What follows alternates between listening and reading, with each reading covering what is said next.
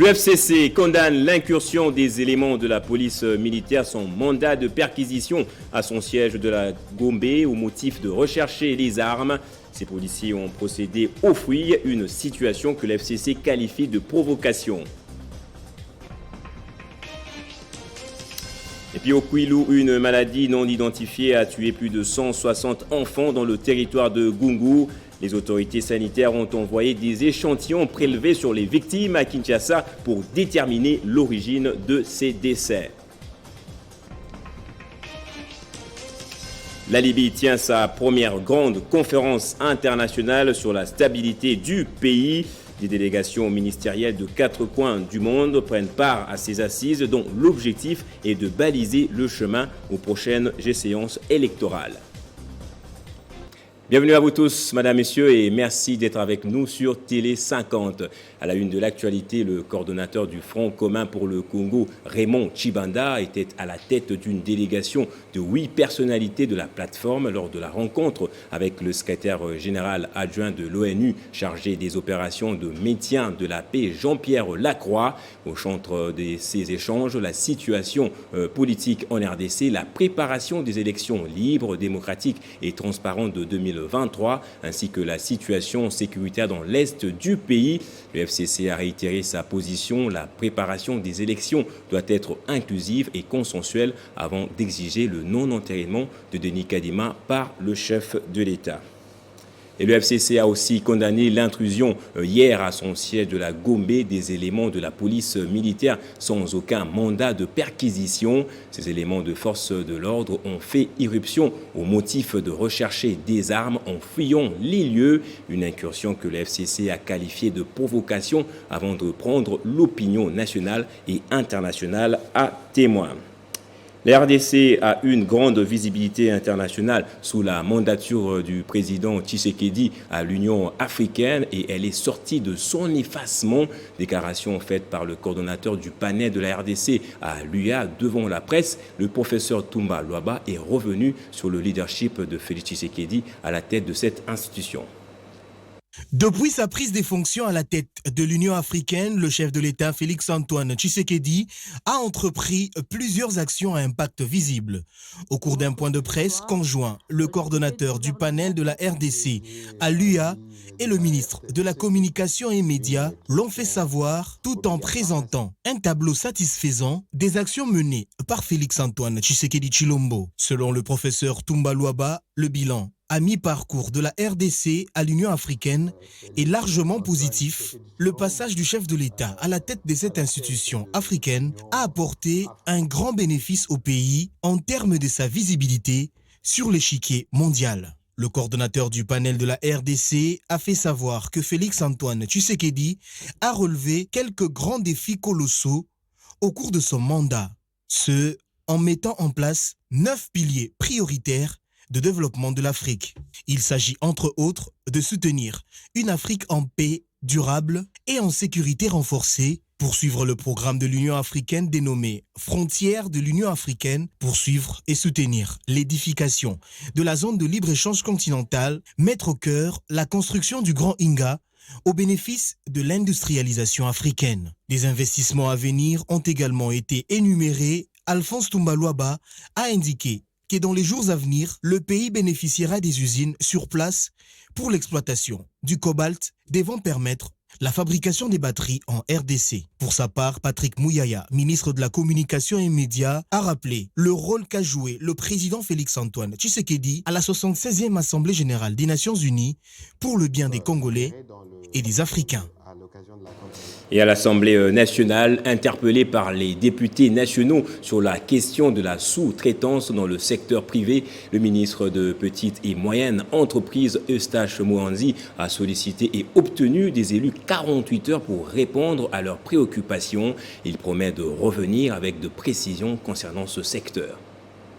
Le ministre Eustache Mohanzi était devant la représentation nationale, la plénière étant conduite par le premier vice-président Jean-Marc Akabound, pour répondre à la question orale avec débat sous l'application de la loi numéro 17/001 du 8 février 2017, fixant les règles applicables à la sous-traitance dans les secteurs privés.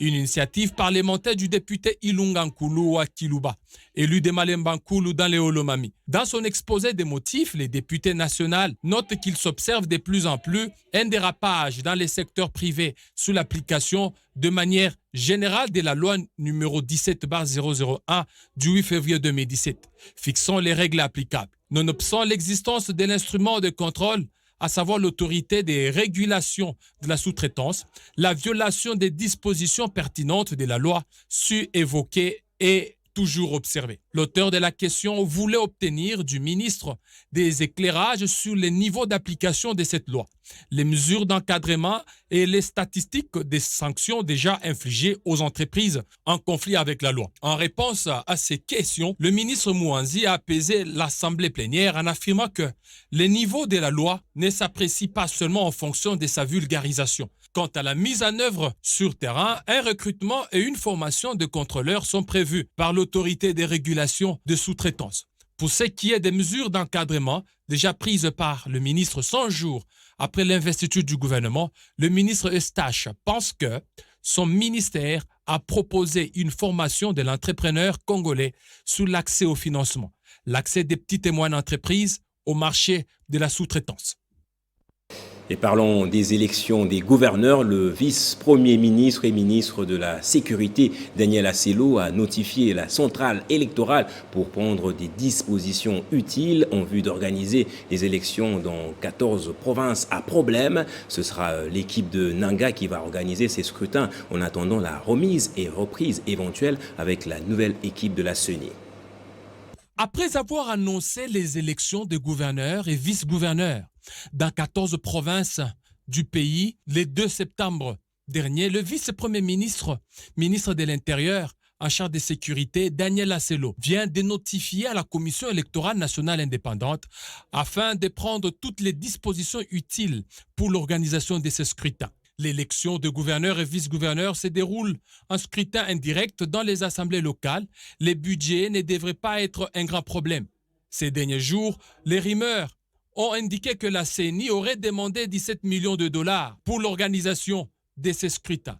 C'est que la centrale électorale a démenti dans un communiqué du jeudi 30 septembre, précisant qu'elle attend du jeudi 30 septembre 2021. Cette notification vient mettre fin au règne des intérimaires dans ces 14 provinces.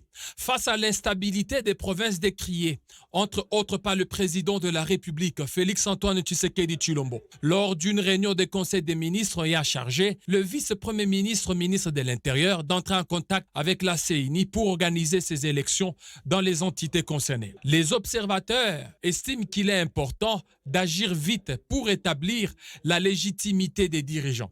Car trop attendre pourrait une fois de plus exacerber les tensions et maintenir la crise politique hostile à toute perspective de développement.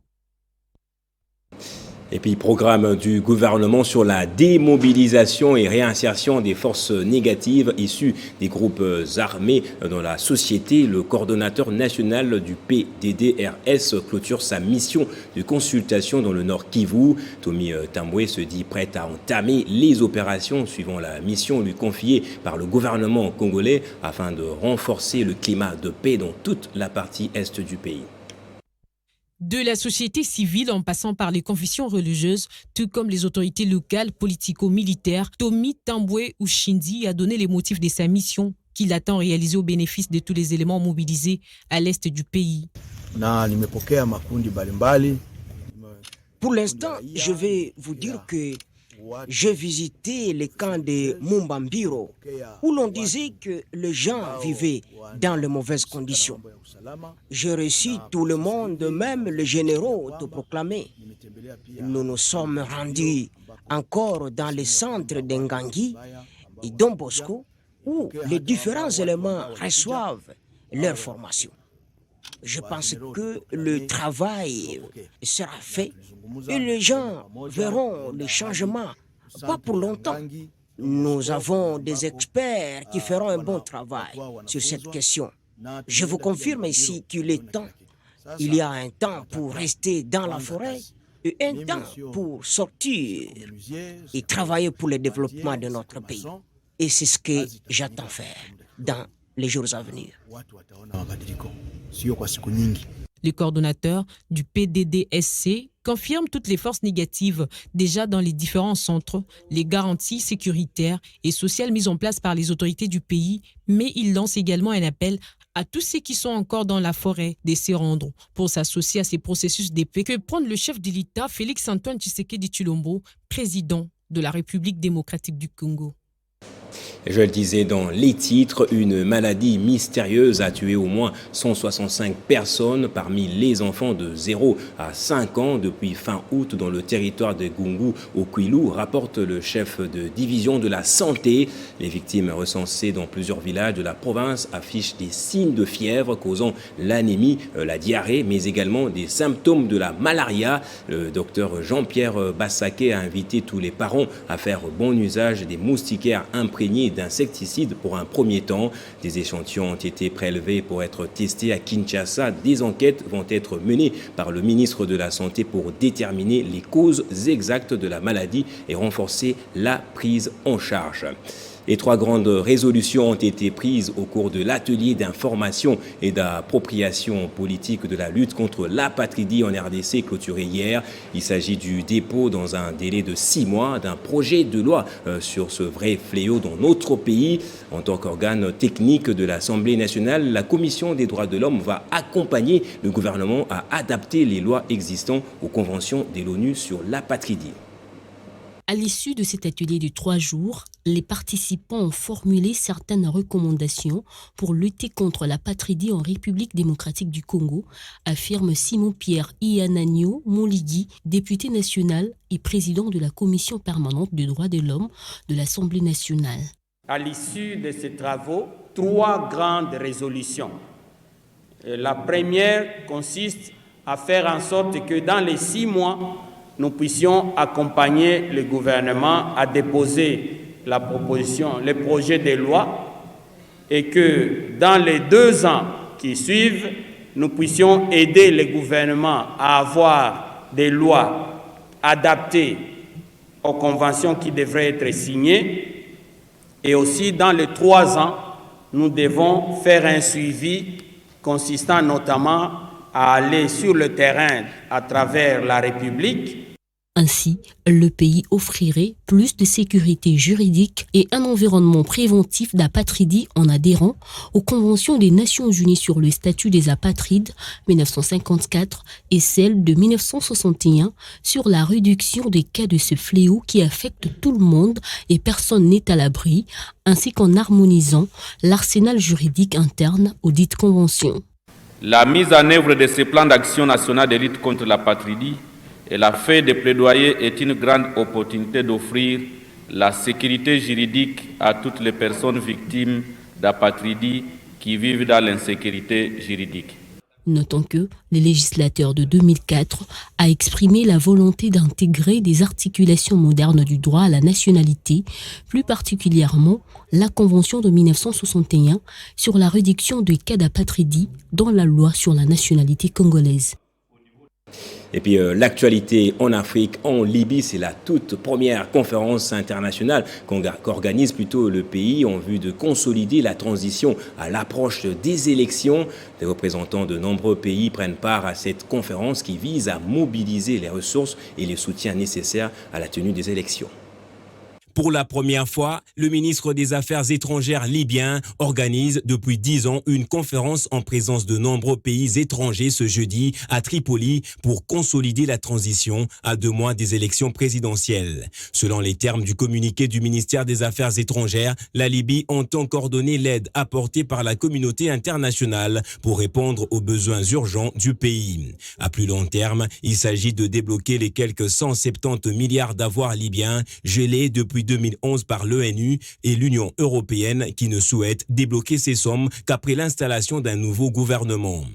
Ici est de rappeler qu'après des années de conflits armés entre l'Est et l'Ouest, un nouveau gouvernement intérimaire a été désigné en début d'année sous la supervision de l'ONU afin de faire sortir le pays d'un conflit internationalisé en menant jusqu'ici une élection cruciale fixée au 24 décembre. Ainsi, la Libye tente de s'extraire d'une crise politique majeure qui perdure depuis la chute en 2011 de l'ancien régime de Muammar Kadhafi. Une trentaine de délégations sont attendues dont le ministre français des Affaires étrangères Jean-Yves Le Drian, ainsi que les pays voisins comme l'Égypte, la Tunisie, l'Algérie, le Tchad et le Soudan. Sans oublier l'ONU et des représentants de l'Union européenne, de l'Union africaine ainsi que de la Ligue arabe. Et au Mali, le gouvernement de transition compte lancer des négociations avec les responsables des différents groupes terroristes. D'après les nouvelles des autorités militaires au pouvoir, cette initiative pourra créer une issue favorable et mettre fin à la guerre qui a déjà fait plusieurs victimes ces dernières années dans ce pays. On passe en sport à présent. Le football féminin en RDC semble être abandonné à son triste sort. Hier, les Léopards dames seniors de la RDC ont perdu par forfait leur match aller du premier tour des éliminatoires de la CAN Maroc 2022, faute de déplacement de la Guinée équatoriale où elle devait affronter l'équipe de Zalang National. Selon la FECOFA, la RDC avait écrit à la CAF pour solliciter le report du match, une demande refusée par la Guinée équatoriale. Et UEFA Champions League, la troisième journée s'est poursuivie hier avec 8 matchs au programme. Dans le groupe E, le FC Barcelone a enregistré sa première victoire en s'imposant face à Dynamo Kiev. Le Bayern Munich a écrasé Benfica. La sensation de la soirée a été créée par Manchester United qui a battu 3-2 Atalanta Bergame. Christian Bokaya revient sur les temps forts de tous ces matchs. Alors on va prendre les rappels des titres à présent. Le FCC condamne l'incursion des éléments de la police militaire sans mandat de perquisition à son siège de la Gombe au motif de rechercher des armes. Ces policiers ont procédé aux fouilles, une situation que le FCC qualifie de provocation. Au Kwilu, une maladie non identifiée a tué plus de 160 enfants dans le territoire de Gungu. Les autorités sanitaires ont envoyé des échantillons prélevés sur les victimes à Kinshasa pour déterminer l'origine de ces décès. La Libye tient sa première grande conférence internationale sur la stabilité du pays. Des délégations ministérielles de 4 coins du monde prennent part à ces assises dont l'objectif est de baliser le chemin aux prochaines échéances électorales. Voilà, la suite, c'est avec la revue de presse. Restez avec nous.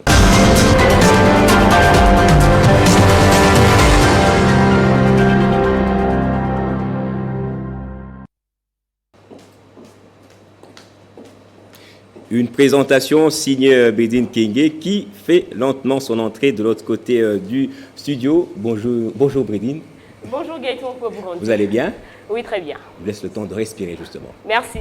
À la une de votre revue de presse, la réaction de Moïse Katumbi suite à l'entérinement des nouveaux animateurs de la CENI. Oui, Gaëtan, après l'appel lancé par Martin Fayulu de la coalition Lamouka, invitant toutes les forces politiques et sociales acquises au changement à constituer un grand bloc patriotique contre la dictature fasciste.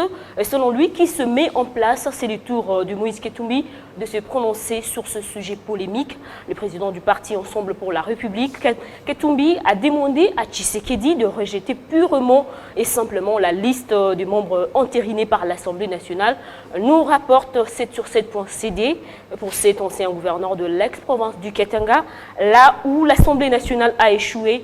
Il revient au chef de l'État de forger cet indispensable consensus, seule voie à même garantir un cycle électoral apaisé. Et de son côté, Politico.cd révèle que Noël Tchiani, qui a qualifié de chantage de mauvais goût la lettre de Katumbi à Tshisekedi, dans sa réaction à la correspondance de Katumbi au président Tshisekedi, le candidat malheureux à la présidentielle de 2018 a taclé en ajoutant qu'hier, vous avez rejeté une première fois et à juste titre une première liste non consensuelle. Nul ne peut envisager un seul instant qu'aujourd'hui vous puissiez avaliser le travail partisan d'une commission paritaire contestée au risque de jeter sur la CENI un tel voile de suspicion qui lui sera impossible d'accomplir sa mission d'organiser en toute indépendance des scrutins libres. S'il existe des Congolais qui ne partagent pas la décision du bureau de Mbosso de l'Assemblée nationale, Clément Kankou, et son parti politique MR, par contre, invite le président Tshisekedi à signer carrément l'ordonnance d'investiture du bureau Kadima, souligne la prospérité pour sa part, l'espoir et encore l'art si l'on veut sauver les prochaines élections pénalisées par un retard quant à l'amorce du processus électoral dont le délai constitutionnel est fixé à 2023, martèle le journal. Et qu'attendre effectivement, Gaëtan, de ce dossier? Le Forum des As, dans son éditorial, tente d'apporter une réponse et écrit « Seul devant sa conscience, investiture ou non du bureau incomplet Kadima ». C'est peu dire que le pays retient son souffle, Gaëtan, suspendu qu'il est aux lèvres du président de la République, l'alpha et l'oméga du champ institutionnel, l'arbitre suprême de son coup de sifflet dépendra la suite des événements. Voilà, autre sujet retenu dans votre revue de presse, après le contact avec le groupe Wagner, le gouvernement malien veut dialoguer cette fois avec les djihadistes. Effectivement, Gaëtan, les discussions entre le gouvernement malien et les djihadistes sont sur le point de débuter selon maliactu.net. La tâche est confiée, au dire de la même source, au Haut Conseil islamique du Mali par le gouvernement de transition. Pour les ministres maliens des Affaires étrangères et du culte, Mamadou Koné a confirmé que les débuts prochains du dialogue avec les djihadistes maliens, qui sont, selon lui, est une mission de bons offices. C'est une demande populaire, explique le ministre. Il ne s'agit pas de tergiverser. Et cette procédure du gouvernement Gaëtan malien d'un dialogue avec les islamistes armés pourrait accroître les tensions entre la France, depuis toujours opposée à de telles tractations, pointe cette fois-ci le mondeafrique.fr. Mali, négociation avec les djihadistes, un nouveau coup de poignard à Macron, analyse Wakatsera cette fois-ci, alors que l'armée française en plein redéploiement de sa présence au Sahel, avec le départ en perspective de la force Barkhane, annonce avoir tué ce lundi une femme dans la région de Gossi lors d'une opération de reconnaissance aux côtés justement d'une unité malienne. Bamako lui affirme sa volonté cette fois-ci d'appeler les djihadistes du groupe de soutien à l'islam et aux musulmans sous l'arbre à palabres. Cet appel de l'État malien à l'endroit de ses enfants qui ont tourné le fusil contre lui, qu'ils endeuillent au quotidien, est loin d'être une trouvaille du pouvoir intérimaire en place. Gaëtan. Et on termine avec ce sujet en rapport avec les différentes préoccupations de la population congolaise. Et tout à fait, c'est les caricaturistes du Forum des As qui nous fait voir une illustration sur comment le président de la République peine à répondre aux nombreuses préoccupations des Congolais, notamment sur le dossier CENI Kadima, le social, la grève des enseignants des écoles catholiques. Et à ce sujet, dans une autre caricature, les élèves fatigués. Fataki, s'il vous plaît, on peut avoir l'autre caricature. Voilà. On voit les élèves fatigués de ces grèves supplient un prêtre aux allures du cardinal Fridolin Ambongo de trouver une solution. Malheureusement, ce dernier a précisé que ces affaires ne sont pas ses oignons. Merci Bédine Kenge pour cette lecture transversale des journaux. Merci à vous autant. C'est par ici que ce journal prend fin. Merci infiniment de votre fidélité. L'actualité reste en continu sur votre chaîne.